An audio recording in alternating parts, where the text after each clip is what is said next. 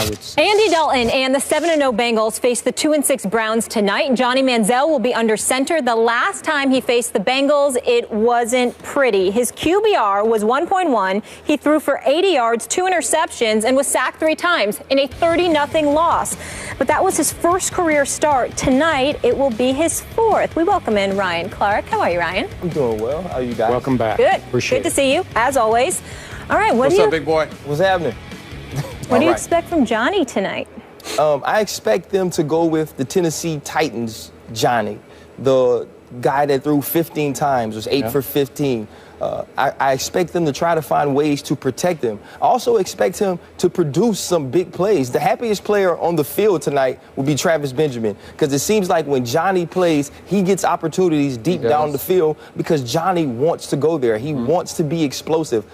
Coach Pettin and the coaching staff at Cleveland, they have to find a way to protect him, getting the ball to Duke Johnson, finding ways to use Barnage in the passing game, because he has been very productive in these last few weeks. You're going to get some good things from him, but you're going to get bad ball security. You're going to get mistakes in the passing game, making bad decisions, because that's who he is. He's not going to come out tonight and be a ball control, let's do everything correct, I'm going to stay in the pocket, make my reads, throw the ball away if I don't have it type of guy. And you can't expect that from him. On the other side of that, Carlos Dunlap, Geno Atkins, Michael Johnson, Burfict. You have Adam Jones on the outside. So there's all these people on the other side of the ball that's going to make this extremely hard for Johnny Manziel. This is the best, one of the best teams in the AFC, the #1 team in the AFC North, who just realized and found out they can win games without playing their best ball. Short week for Johnny Manziel against a really good team. There's going to be some good things, some bad things, but they'll lose by 2 touchdowns. That's to put it mildly, I would think. Stephen A. Nothing but love and respect from my Libra brother, Ryan Clark, up there. Libra. Wait, where did that come from? It's a great month. It's a great month. Well, what are we talking about? He's born October 12th. I'm October 14th. It's a great month. I need to Google those What about traits. that week? Think about that week. What's the problem? That's number one. I just brought that up. Much love and respect. Because at some later date off the air, Ryan Clark, you and I will discuss why you let Skip put you up to wearing that shirt. We'll discuss that later. We'll discuss that later. Wait, can I interject?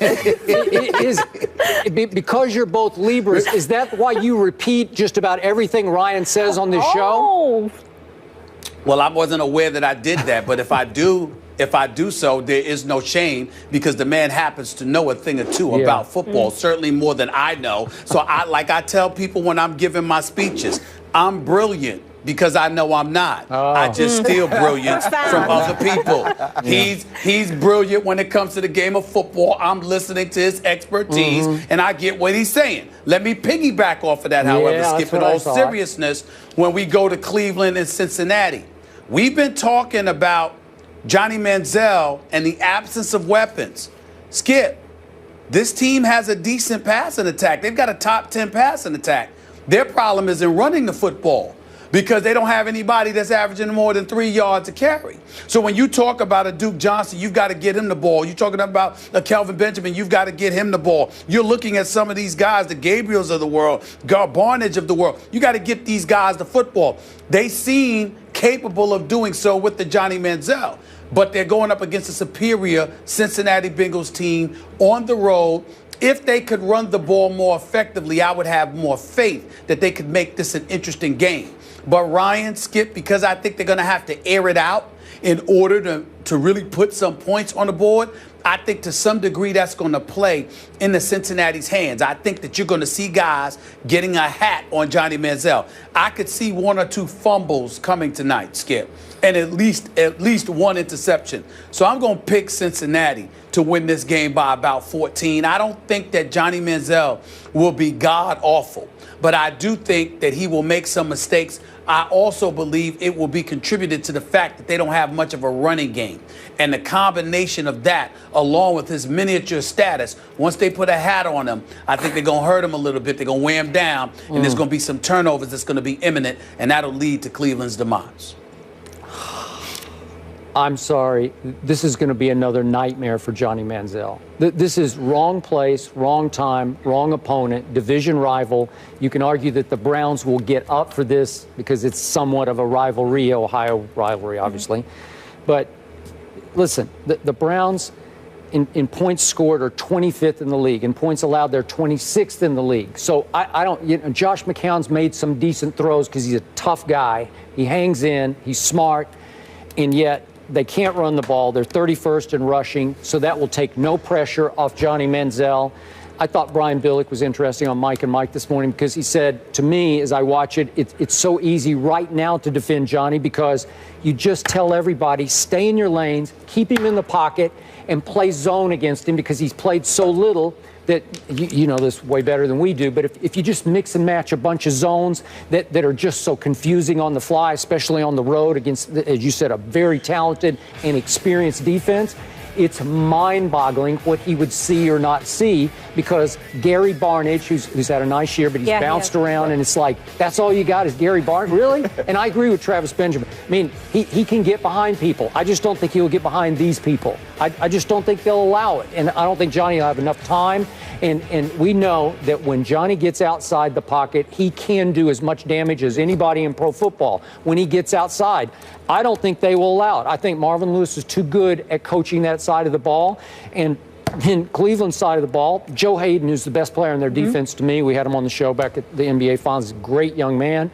God bless him. He's in the concussion protocol. I'm almost sure he's not going to play tonight. So what? What are you going to do? I mean, you guys are saying 2 touchdowns. I mean, it feels like 4 touchdowns to me. It feels like it's going to get out of hand fast. Skip, go ahead. Skip, the most important. Cincinnati is 7th on defense in terms of points allowed, but 22 in terms of yards allowed, and they're 23rd against the pass. So what that says to me, because I see the personnel that they have and I know they're talented enough, is that they take a lot of chances. They bend, but they don't necessarily break, but they take a lot of chances. And I believe that because it's Johnny Manziel that's out there, somebody that they've clearly rattled in the past, I think you'll see Cincinnati taking a few things for granted, taking a few chances, and opening up opportunities for Johnny Manziel to exploit. He'll lose more than he'll win, but I think he'll have some good moments tonight and at least attempt to make it respectable. I think he'll pull that off to some degree for at least 3 quarters. Can I throw one thing out there? Dolan has struggled against the Browns, guys. They've held him under 120 yards passing the last 3 times they played. The last 2 home games, a QBR of 4. Just playing devil's advocate, not suggesting anything. That was with a good Joe Hayden. Healthy Joe Hayden. I know. That was Tayshaun Gibson last year being pretty much the breakout star at free safety. Yep. And so there were some different things going on. And it was also a different Andy Dalton. It wasn't the Andy Dalton we saw come out last week, throw a pick in the red zone, and then drive his team back down to score the winning touchdown. So you're looking at this team, and it's totally different. It's a team that has something to prove, and he hasn't been good in primetime. He really hasn't. But this team is so much better than the Cleveland Browns are, it really doesn't matter. No. Andy Dalton just has to be okay. He has to go out and not lose it. You're talking about Johnny Manziel on a short week with an opportunistic defense, because even though, like Stephen A. said, they give up yards, you look at last week against the Steelers, they created turnover. Reggie Nelson with 2 picks. Williams comes up with a huge pick on the sideline. That's why they won that game. So if they're opportunistic against a guy like Ben, even though he's coming off of an injury, think about Johnny Manziel, the chances he takes, like you said, playing a zone, getting eyes to the quarterback. Kirkpatrick, those guys, they're going to have opportunities to make plays. And I think they make plays tonight, enough plays that this game's not even close. Okay, quick thought from you. Johnny's future in this league, in football in general. I think Johnny can play. Okay. I think they're doing a really good job of bringing him along slowly. I have confidence that he can be a starting quarterback in this league. Do I think he can be an elite Pro Bowl level quarterback? I don't believe so, but I do believe he can lead a team to wins in this league. In Cleveland or elsewhere? I think he's going to have to be elsewhere. I don't think that's the place for him to excel. They don't really have the right people around him, and their offense isn't ran in a way I feel like he can be super productive. Skip, Ryan, Molly, 3 quarterbacks. Johnny Manziel, RG3, Colin Kaepernick, all need to be elsewhere. Yeah. Yes. This season. Agreed. Yep. Can I get a score quick, guys? Let me answer this real quick. Go for just it. real quick. Look, Johnny off the field has issues. We know about them. He was in rehab for an estimated 10 weeks, 2 months. And he came back into this year on a zero tolerance policy, and then he had this incident, and it really, really disappointed me. I'm a big fan of his on and off the field, but I think he did himself so much damage around the league in interest level on other teams because he showed everybody, I don't really care about football that much because I'm going to threaten it with this incident. And I'm going to admit to the cops, well, I'm off the wagon. I had a couple of drinks earlier today. Then you got the incident with his live-in girlfriend, and we're not sure how that's going to come out after the investigation. And I think other teams said, really? That's all you got? That's all you care about what's left of your career? Skip, let me tell you why I want to emphasize, you're not wrong. But I'm going to tell you why I think you're a bit more alarmed than you need to be. I think the combination of his troubles are exacerbated by knowing, I'm going to use this phrase, I think he's in a hostile working environment. What I mean by that is that hostile working environment, in some people's eyes, at least to some degree, is defined by being in a place where you know you're not wanted by some powers that be. And life is made to be unnecessarily difficult for you. The nuances of your daily activities, if you can understand where I'm coming from, Ryan, that's where I'm going here. I think it's the combination of his troubles combined with the working environment, combined with the people that he has around his personal life. Because aside from the incident in question that we're still trying to learn about as it pertained to his girlfriend and he being pulled over by the police, it was clear that he ain't the only one that was drinking something.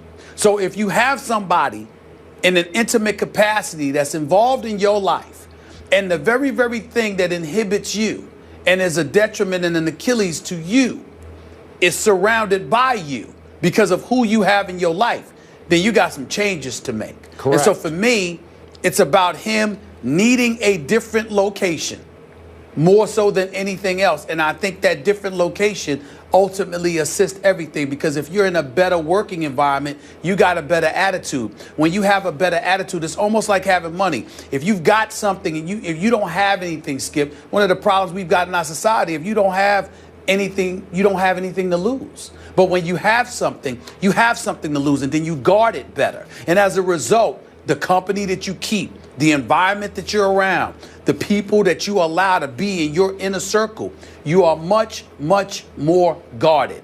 So I think the second he goes elsewhere to a place that welcomes him, I think everything will get better from that point forward. And that's why I say I don't think that you should be as worried. The big problem in all of this is that man is in Cleveland. I think if he were in Texas, with the Houston Texans or somebody, I think it would be a better environment. Yeah, I agree with your premise, and I hope you're right about his future. Yep. And also, I like the cap and RG3 there as well. Also need a change of environment. Ryan sticking with us. Up next, let's talk about some champions, guys. JPP back on the practice field with the G-Men, and he could play this weekend. Yeah.